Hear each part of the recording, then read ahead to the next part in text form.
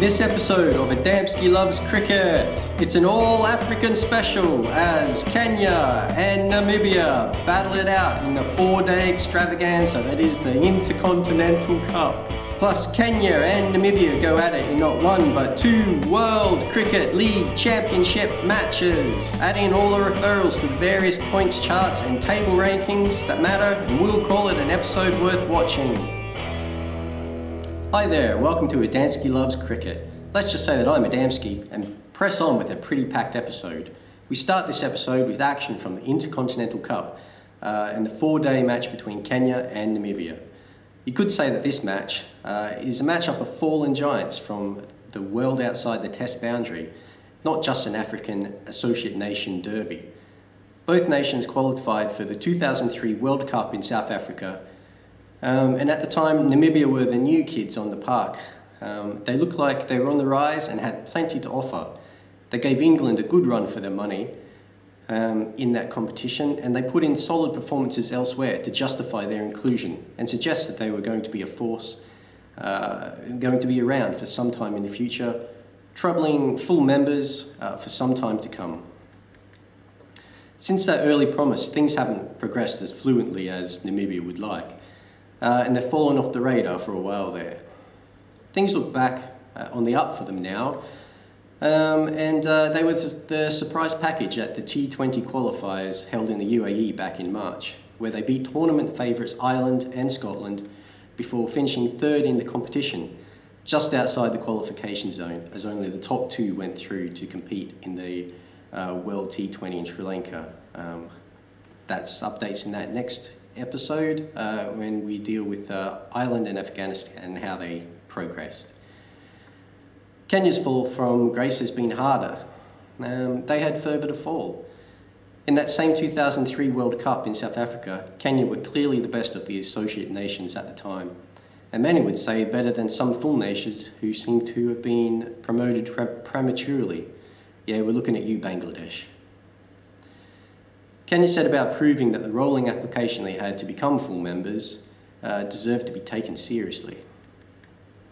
Making it to the semi-final of that World Cup remains, to this day, the best an associate nation has ever done at any world competition. Although they had some points gifted to them when New Zealand refused to play them in their own country due to security concerns, they also defeated quality opposition in the form of Sri Lanka, and convincingly beat Bangladesh and Canada in the group stages. And they also beat Zimbabwe in the Super 6 stage, back in the days when Zimbabwe was a force in world cricket. It seemed like the dawning of a bright age for Kenyan cricket. The joys and the smiles on the players, their effervescent attitude, not to mention the great flair and the easy talent that they displayed, drew comparisons with the West Indies teams of 20 years ago. It was a look of a team with plenty of talent to refine and loads of energy and optimism to harness. A decade of mismanagement later, and those memories are just rose-coloured nostalgia. Kenya have been lost in a downward spiral for what seems like an eternity.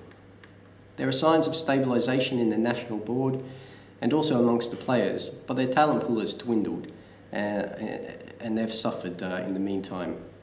Meanwhile, the general public in Kenya have kind of lost interest in the game that still suffers from being viewed as a hangover from the white colonial days. I suspect that the road back to the heights of yesteryear are still some way away for Kenya. But their upward journey has already started, and they will be looking to further that in this series against Namibia. Quick look at the points table before this match begins shows 6th place Namibia with 23 points, separated from 7th place Kenya on 22, but only 1 point. 20 points for an outright victory will see either one of them jump up in the 4th position, while lesser points for a draw will see them kept in the middle of the pack, still in contention with the U.A.E. and the Netherlands. And so to the game. Day 1. Incidentally, this match was due to be played in Mombasa in Kenya, but was moved to Windhoek in Namibia due to security concerns, but it's still nominally classed as a home game for Kenya. Kenya won the toss and chose to bat. They get off to a solid start, earning 45 runs for the first wicket before Davison, making his debut for Namibia, claims Karam, caught behind for 9 in the 13th over. The early momentum is then Namibia's, The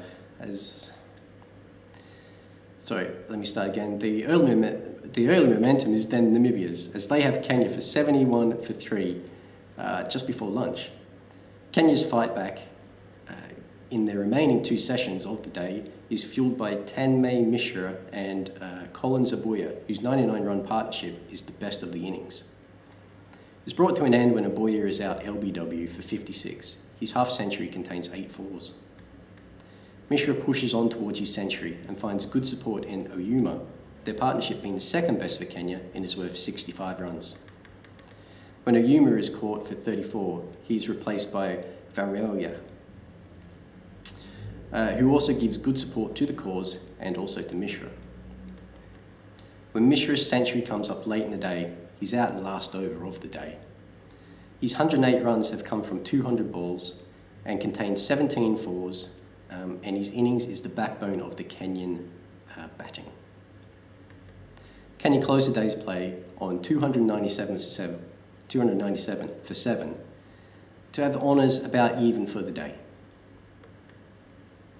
Day 2.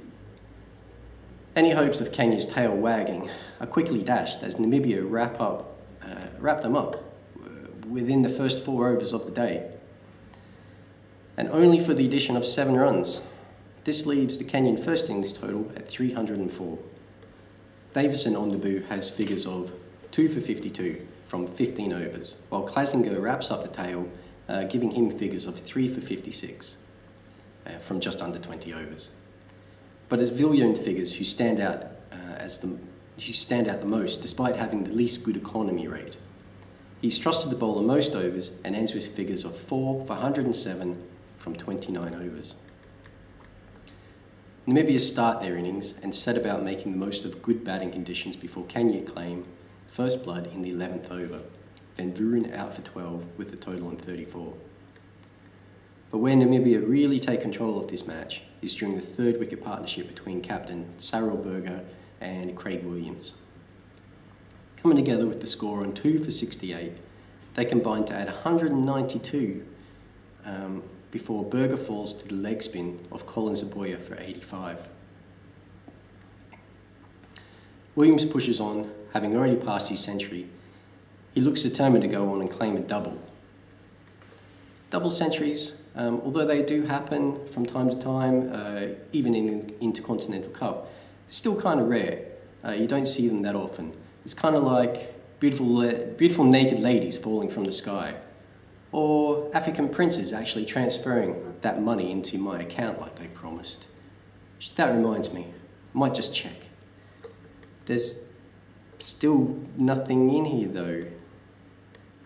I don't know what the hold-up is. I gave him my sort code and everything. Oh well. Anyway, when Williams eventually falls for 140 in the 84th over, just 4 runs short of his highest score, Namibia are 4 for 308 and already 4 runs ahead of Kenya's first innings total. Williams' 140 comes off 194 balls and contains 16 fours and 3 sixes. And it was his 10th first-class century. Having claimed first innings points, Namibia makes sure that there was no let-up, and Jerry Snyman finished the day's play by hitting a massive 6 off the last ball of the over of the day to bring up his half-century. Namibia end the day on 343 for 4, a first innings lead over Kenya of 39, with plenty of batting yet to come. Things look ominous for Kenya, and unless they can wrap up the batting in double quick time tomorrow, they look in real trouble. Namibia resume their innings at 343 for 4 and look to cement their standing by accelerating away. Kenya removed Van Schur for 21, but by the fall of his wicket, the Namibia score has moved on to 372 for 5 due to Snyman's belligerence. He's in no mood to hang around. and he joins Schultz in a 6-wicket partnership worth 172 runs. It's a second mammoth partnership for Namibia. And it sidelines the Kenyans' bowlings. They're unable to provide an answer to his onslaught, and they struggle to maintain control. Schultz contributed 66 runs in the 172-run partnership, and when he is out, Snyman steps up the attack on the helpless Kenyan bowlers. He steps it up another gear. His desire for quick runs before a declaration leads his partnership with Villian to be worth 41 runs with a run rate of over 7 per over. And his partnership with Klasinger is worth 45 runs with a run rate of 9 runs per over. Unsurprisingly, Namibia declare their innings closed immediately after Snyman reaches his double century. He remains 201 not out in a total of 630 for 7 declared. Double century, eh? Let me just check my bank account again. Oh, there's even less money in it now. It's almost like that prince has taken money out of my account. But why would he do that? He's already rich. I don't get it. No naked ladies either. Oh well. It's an outstanding innings from Snyman, and it never slows down. His first 50 runs comes off 51 balls. He's 100 off 102. He's 150 off 150 deliveries, and his double century comes in only 191 balls. His 201 runs contains 22 fours and 7 sixes, and successfully crushes the hopes of the Kenyan bowling. Not just the bowling, but also the entire team and any hope that they had of looking for a victory. The U.A.E brothers were the best of the bowlers for the Kenya, with Seema Nelson claiming 3 for 93 from 25 overs, and Nahimia Udembayo claiming 2 for 144 from 25 overs. And we could spare the rest of the bowlers' blushes by not examining the bowling figures any closer. With the first innings lead of 326, which is 22 more runs than Kenya managed in their entire first innings. This is a huge total for Kenya to deal with. It's impossible to win it from here, because even with a day and a half left in this match, there just isn't enough time for that outcome. The best they can hope for is batting out a draw. A draw would enable them to claim some points from the match, keeping them in challenging distance of the middle of the pack while not letting Namibia race too far away from them at the same time. Passing the Namibians' first innings total will also give Kenya some much needed confidence, especially considering that they only managed to bat for just over 1 day in their first innings. But batting out a draw when Namibia can smell blood and taste the 20 points that a victory will give them will be a big challenge, perhaps too big a challenge. Let's find out as Kenya look to bat out the remainder of day 3. Kenya start their second innings. They start it cautiously. Their openers try to build a solid base from which to form a strong reply. Lobanda was the first wicket down as he fell in the 13th over, caught behind of the bowling of Davison for 30, with the Kenyan total on 48.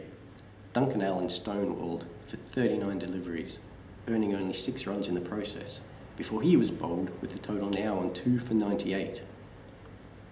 At the close of play on day 3, Kenya had reduced their deficit by 109 runs for the loss of only 2 wickets. This bodes well, as it's a better start than they managed in their entire first innings.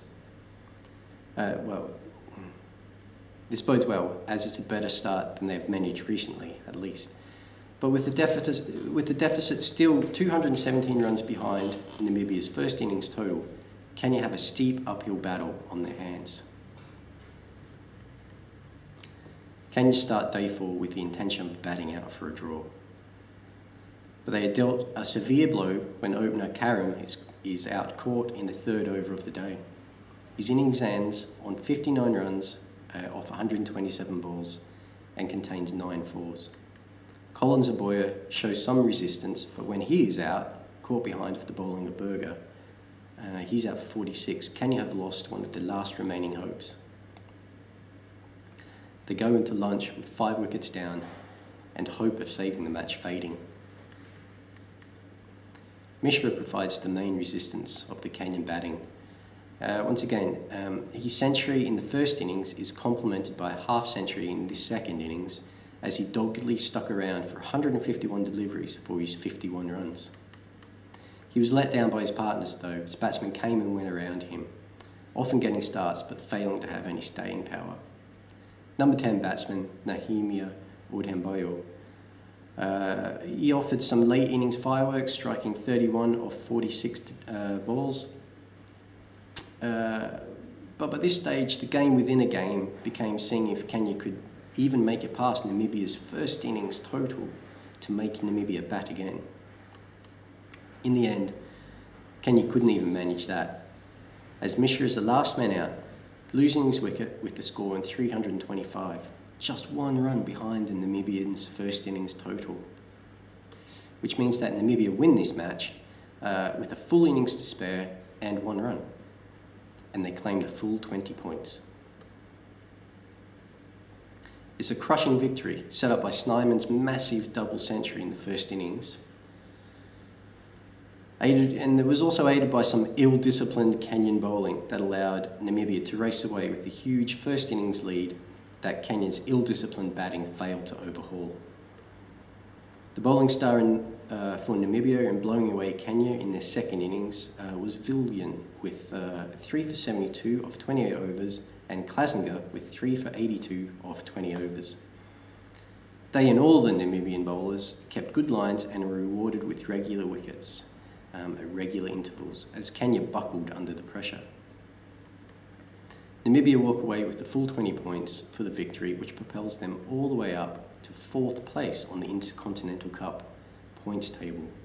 Their 43 points is only 1 point behind 3rd place Afghanistan, who in turn are only 2 points behind Scotland. Ireland's 21-point lead in this table may look solid, but as we have just seen, an outright victory can have massive permutations. We've just passed the halfway mark of the U.A.E Cup, as each team plays 7 games in total, so with 3 games each remaining, every single game must be regarded as a massive one. Even lowly Canada, with their only 10 points coming from an abandoned washout in Scotland, are still mathematically in it, although hypothetical maths and reality's ability are 2 very different things. Sorry Canada, perhaps you can prove me wrong when you battle it out with Kenya for the bottom of the table in the near future. Speaking of Kenya, they remain in 7th place on 22 points, exactly where they were before this game started, still waiting for their glory days to return. Perhaps their chance will come in the one-day format of the World Cricket League Championship, and it's to this format that we turn our attention to now.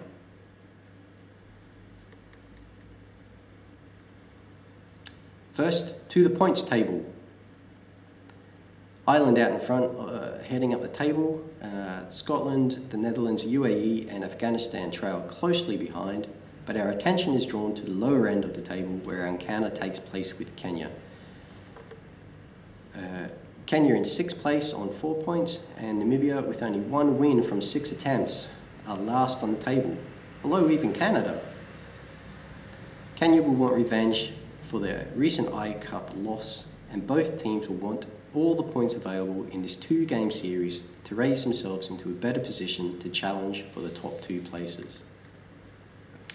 Remember, only the top 2 nations in this competition gain automatic entry into the 2015 World Cup in Australia and New Zealand. All of the rest of the nations have to go to a further qualifying round to be held later in the point, where they are joined by many other nations also vying for the last remaining places in the 2015 World Cup. Anyway, on to these games.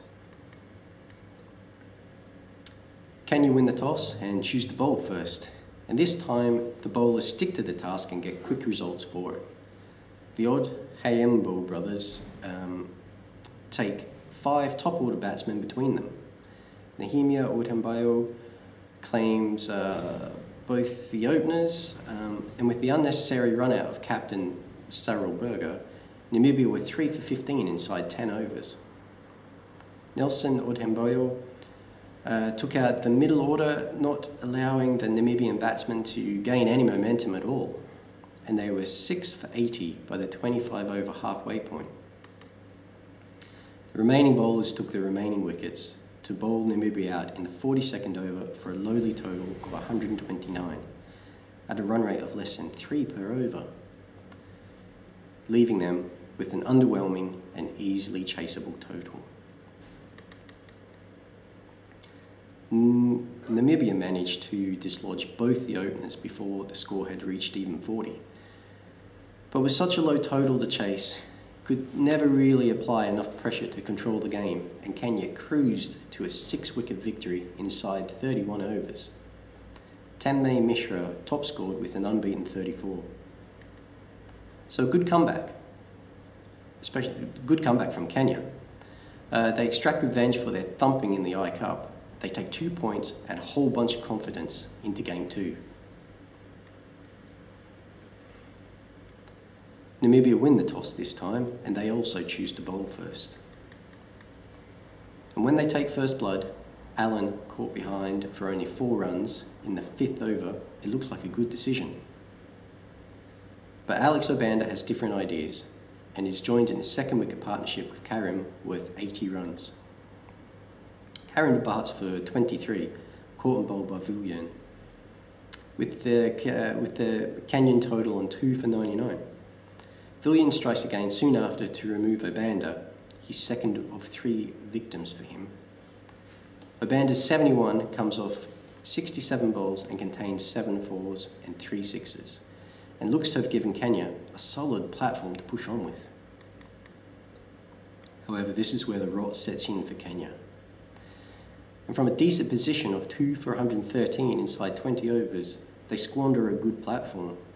8 Kenyan wickets go down for 74 runs, to leave them folding like cheap deck chairs on a windy day. Only captain Colin Zaboya shows any sort of resistance in the middle order, and his dogged 26 is the 2nd highest score in an underwhelming total of 187 all out with 7.5 overs remaining in the innings. Namibia's bowlers all chipped in, with Klasinger, Schultz and Uperman claiming 2 wickets each, but it's the medium pace of Villian that claims the best figures with 3 for 40 from his full 10 overs, and it's his burst that started the downward slide for Kenya. This game is almost a reverse of the previous one, as this time the Namibians' chase starts smoothly, with openers putting on 59 in 63 balls before Ventura is out LBW in the 11th over for 32. Van der Westhuizen is out in the next over for a duck, but Captain Berger is all calm and sets about a 50-run stand with Uperman.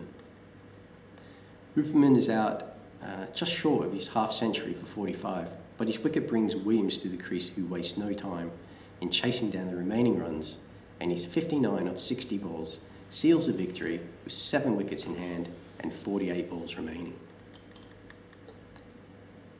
The Hayambo brothers claimed 1 wicket each, with leg spinner Colin Zaboya claiming the only other wicket, but there's nothing worth mentioning here in this Kenyan bowling. Mind you, Negotiate bowled 9 overs for only 20 runs, giving him an excellent economy rate of just 2.22 runs per over. No wickets though, and it's only wickets that would have won this game for Kenya. It's been a topsy-turvy series, and Namibia have received a thumping in the first game, now dish out a thumping in the second. Honours even then? I suppose it'll have to be. And both these teams are going to struggle with their continuing desire to move up the table, and especially to regain their former glories.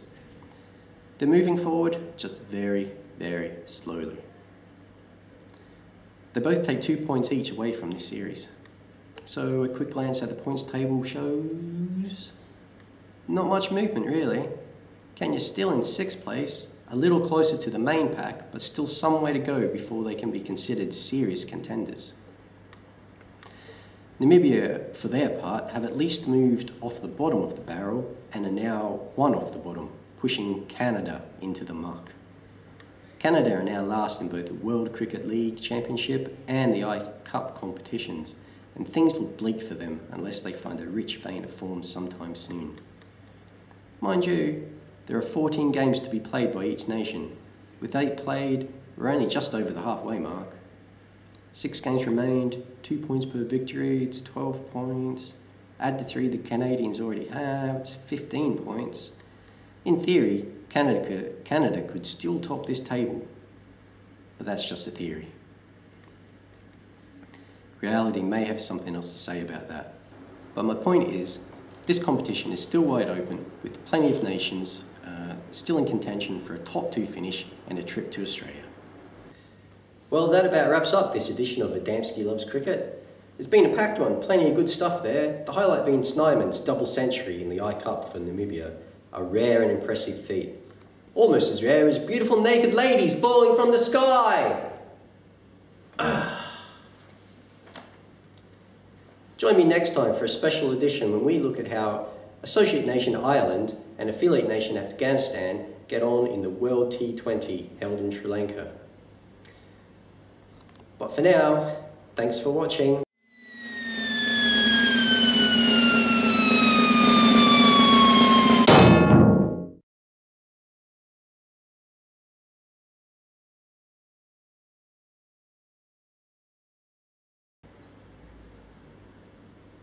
Let me just check my bank account again. Ah, now there's no money in it. I'm completely broke. It's like he's taken the money out. Well, beggars can't be choosers. Bye!